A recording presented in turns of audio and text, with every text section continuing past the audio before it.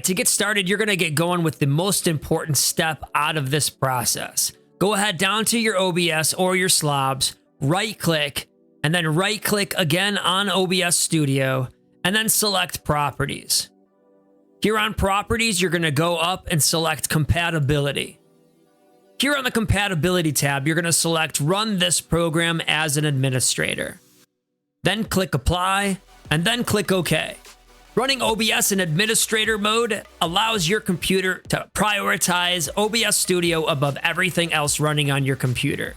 That means if you're running music, games, and OBS Studio at the same time, that your processors will prioritize OBS Studio above everything else, allowing no lag and no frame skipping.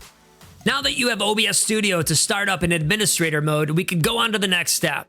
What we're going to be doing here is disabling preview mode. Go ahead and right click next to the window here and uncheck the box that says enable preview. What this does is take tremendous stress off your PC's processor. Instead of having to display one game, it has to display 2 games during the preview mode. So if you disable preview mode, your computer has to do 50% less work. Now this next step is probably the most obvious, but most everybody seems to overlook it. Having flashy things on your screen is awesome for your viewers, especially during Christmas time and Halloween. But as you can see, it eats up my computer big time. I'm not even streaming right now, and OBS Studio is running at 40%. Watch what happens when I remove these overlays.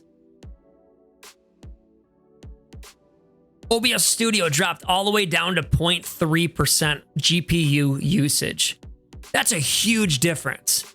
So just make sure you disable all of the flashy overlays that you have on your PC. So to recap, you're gonna wanna make sure that you disable preview mode, you start in administrator mode, and disable all of the flashy stuff on your screen that you don't need. I promise if you follow those 3 easy steps that your PC is gonna be running your OBS Studio way better.